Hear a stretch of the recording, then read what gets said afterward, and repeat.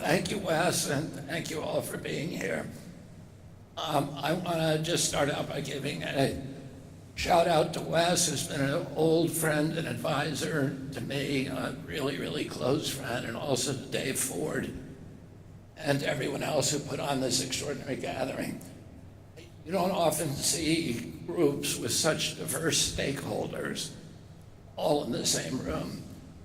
We have here consumer brands, petrochemical companies, health organizations, environmental NGOs, scientists, and political representatives. Gives me hope because we can all start listening to each other.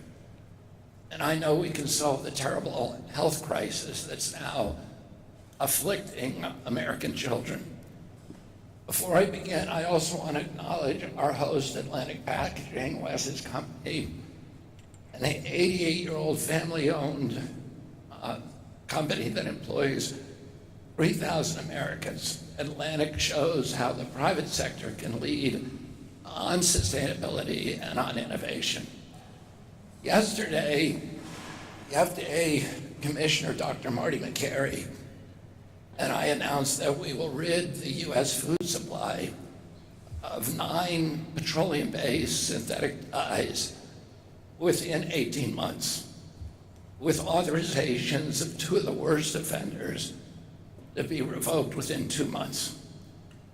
My experience at HHS as HHS secretary over the past 2 months, working very closely with the food industry to achieve this momentous accomplishment, has reinforced for me the critical lesson that industry, environmental advocates, and governments do not have to be adversaries. Of course, we all have our differences, but something greater unites us, and that's a concern for our children and for our grandchildren. We may not agree on what should be done, but we can all agree that something has to be done. For decades, a facade of normalcy has masked this meteoric rise in chronic disease, and we can no longer ignore it. In the last election, tens of millions of Americans didn't ignore it. Coalescing under the MAHA banner, they thrust chronic disease into the forefront of the national spotlight. And President Trump paid attention. This last 2 weeks ago, President Trump passed an executive order, signed an executive order to establish the MAHA Commission. So now, for the first time, we have a popular mandate and a presidential mandate to seriously grapple with America's epidemic of chronic disease. Let me share a few statistics to illustrate the level of the crisis that we're now facing. According to the CDC, 6 in 10 Americans have at least one chronic disease. When my uncle was president, it was 3%. 4 in 10 Americans, and when my uncle was president, we paid 0 for chronic disease in this country. Today, we spend about $1.8 trillion a year, twice our military budget. In other words, most Americans, 4 in 10 Americans have 2 or more chronic diseases. In other words, most Americans are sick. No other country comes close to that level of ill health. 74% of our kids cannot qualify for military service. When I was a kid, the average pediatrician would see 1 case of diabetes over a 40, 50-year career. Today, 1 out of every 3 kids who walks through his office door is diabetic or pre-diabetic.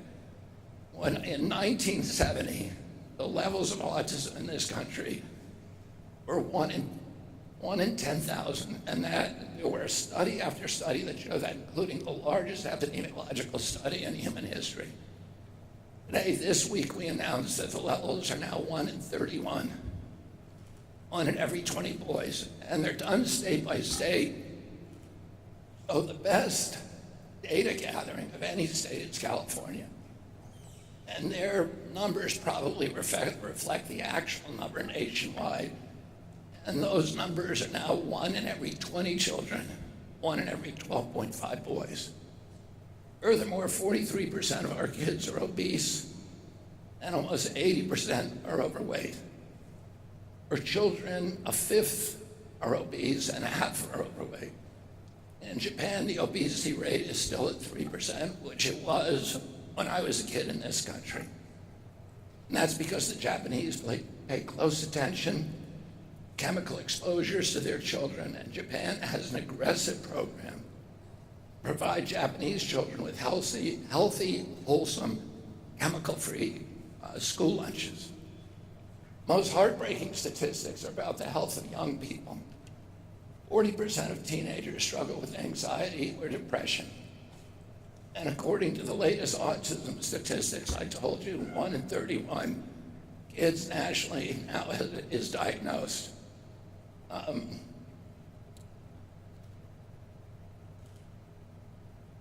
Can you move that a little? I didn't memorize this speech. Anyway, I could go on, talk about the skyrocketing cancer rates in young people and falling sperm counts. Today, teenagers in this country have 50% of the historic sperm counts. A teenage boy in America has less testosterone than a 68-year-old man. Girls also are experiencing the fertility crisis. The puberty rate for girls in this country is about 6 years younger than historical levels. Girls are hitting puberty now between 10 and 13 years old. I could talk about allergies and autoimmune diseases. I don't think I need to convince anyone that there's a big problem. So let's talk about the causes and solutions. What is the cause of the epidemic? I wish it were that simple, that there were just a single culprit. It would make my job a lot easier. At least it would give me somebody to blame, probably somebody in this room. But there is not a single cause. That's why the MAHA executive order directed us to investigate multiple possible causes. And the two that President Trump included in his executive order specifically, I'm going to talk about today: absorption of toxic material and food production techniques. These are the chemicals of concern that we're gathered here to talk about: microplastics, food dyes, preservatives, PFAs, phthalates, pesticide residues, and toxic metals, just to name a few. Some of them are delivered to additives, and others make their way into food from packaging and the environment. If we care about our children's health, we have to look at all of them. Now, I bet some of you feel uncomfortable as I mention microplastics or food additives. You think that the next thing I'm going to do is to blame the petroleum industry or the food industry or the packaging industry. I wish it was that cut and dry. I wish the problem were as simple as a few bad actors. But you know as well as I do that we have been locked into a system that has its own logic. You all have reasons why you can't make changes. And those reasons are mainly valid if we take the current playing field for granted. Well, we're going to change the playing field so that we can align the creativity of business with the public interest. It won't be easy to change an entire system that is poisoning America. I don't want to drag industry kicking and screaming. I want to ask for your alliance. I want you to take the initiative to clean up our food supply, not because you have to, but because you care. I want you to unleash your full entrepreneurial talent and ingenuity. I'm going to do my part too, and I'm going to make you a promise today. Over the next 4 years, I'm going to use every lever of power that my agency commands and every weapon in the HHS arsenal to change the regulatory environment so that your pro-health innovations contribute to your financial success. Okay, here's some of the specific programs that we're going to implement. First, we're going to revise the generally recognized as safe process, require transparency and FDA review of food contact chemicals. Second, we're going to implement a systematic post-market review program with protocols to reassess previously approved chemicals in foods and food contact material. Third, the National Toxicity Program will expand safety assessments of food and contact chemicals, cover endocrine and neurobehavioral effects. Fourth, across the board, we will prioritize safety factors for pregnant women and breastfeeding. Fifth, we will deploy and integrate emergency testing techniques across all the agencies.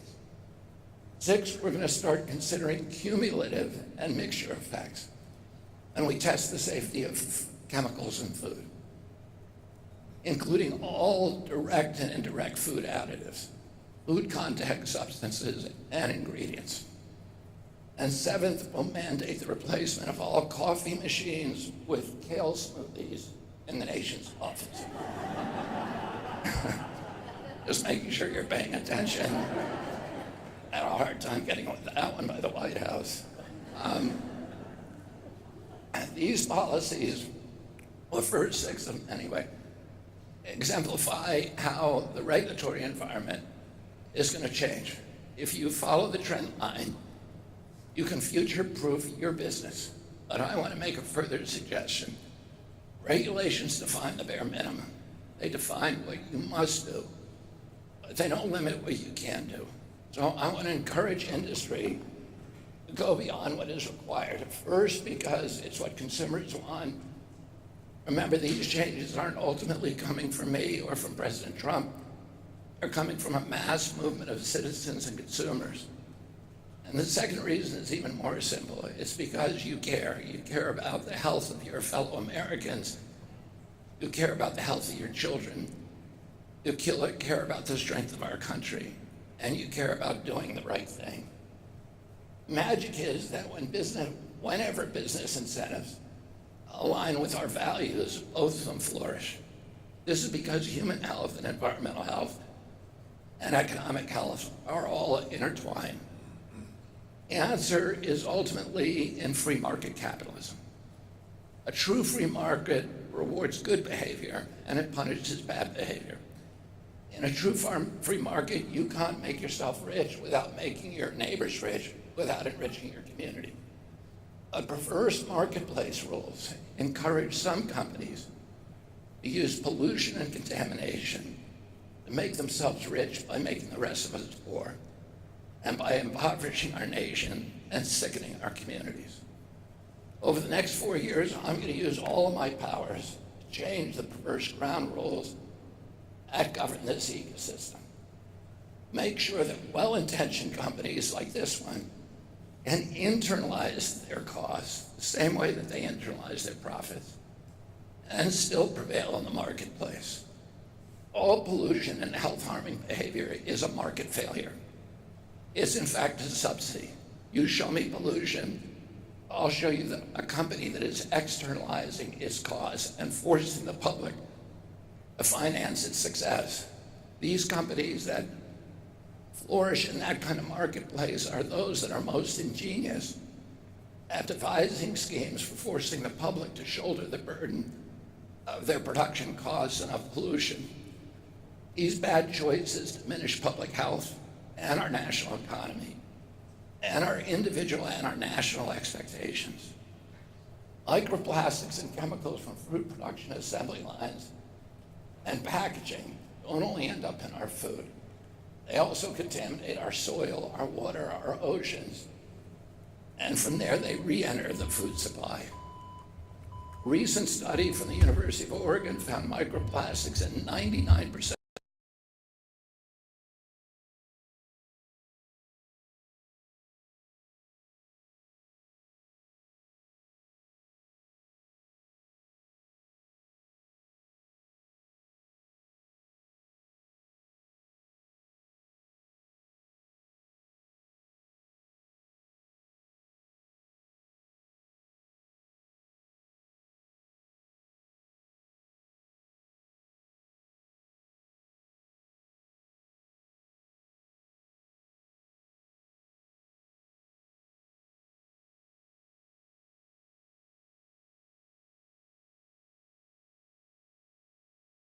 social costs in order to prevail in a market. The operational rules foster a predictable race to bottom. The Trump administration will work to rationalize the marketplace so that every actor will be able to do good for themselves, do good for us, and do well for themselves. We already know that we can find solutions even in a hostile marketplace. Some of these solutions are showcased in Atlantic Packaging Showroom.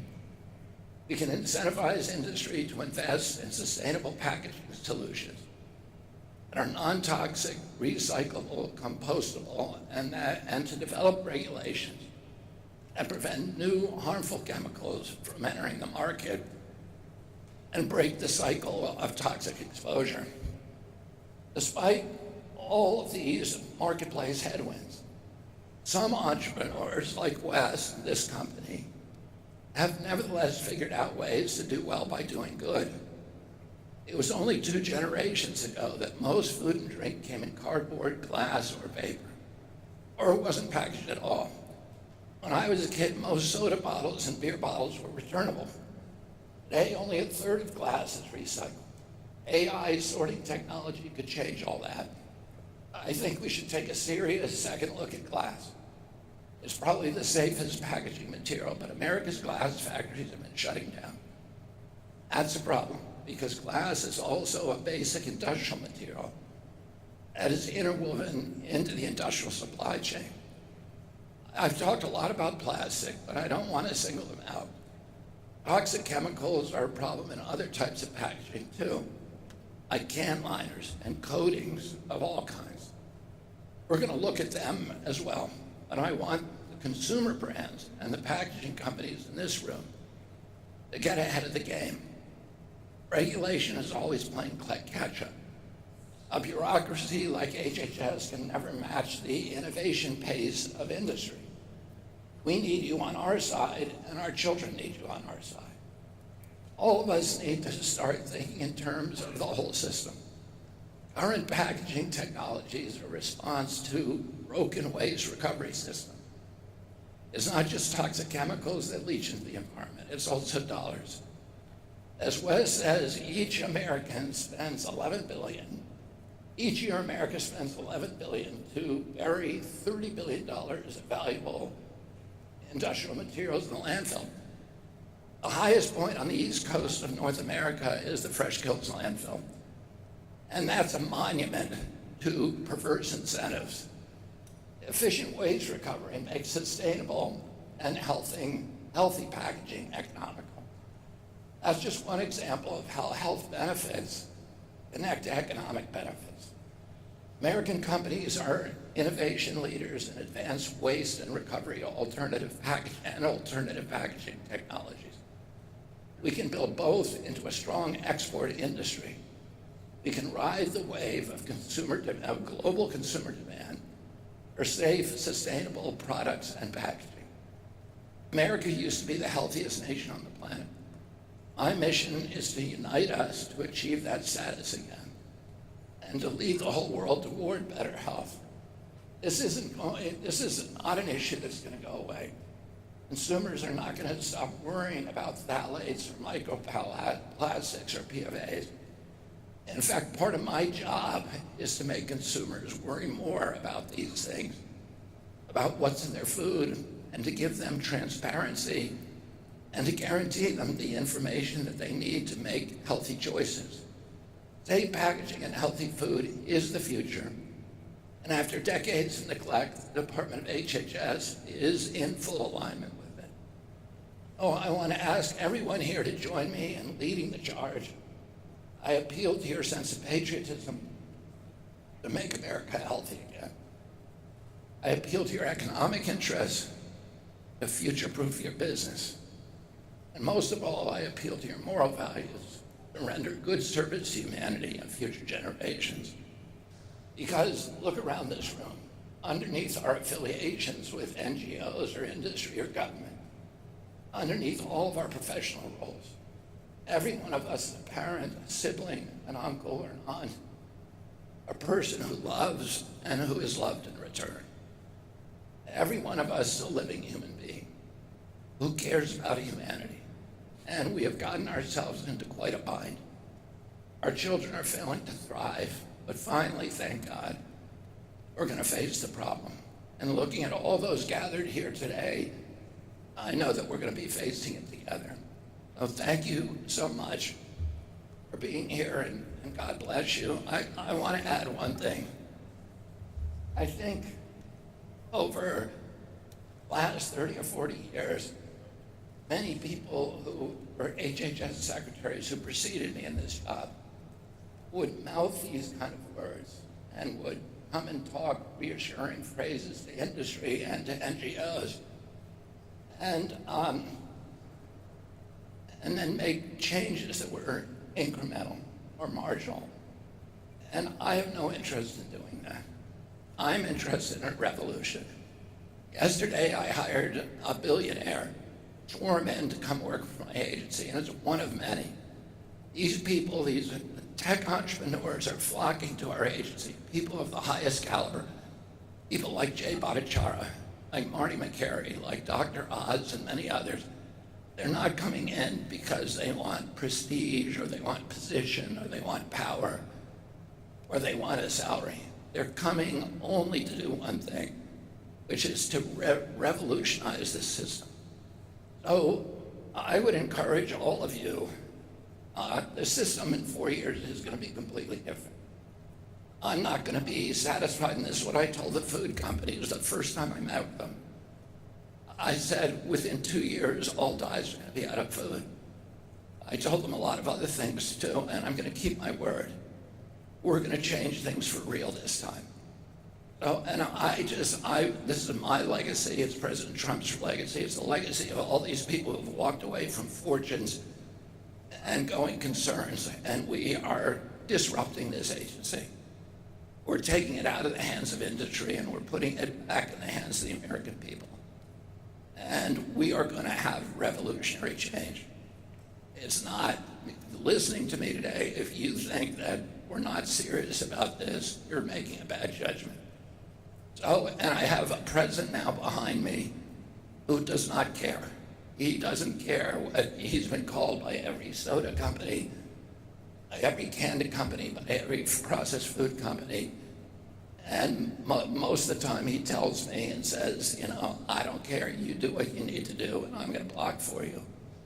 So I think things are going to change, and they're going to change dramatically over the next 4 years. And I would ask your help in making this happen. If you're an NGO, you should be combing through the FDA regulations and look for places that I can act through the regulatory process, which I can do in 90 days, or through guidance, or just changing policies, which I can do with a stroke of a pen. And we'll have a big legislative agenda too, and we're I'm interested in hearing your ideas about what that includes. If you're industry, we want to help you. And my door's always open, my phone, and I will talk to you and help you and partner with you to get through this process. We want industry to thrive in this country. We need you, and we want to rationalize the rules so that they serve the public purpose, but they also allow you to do well in your business. So thank you all very much, and God bless you.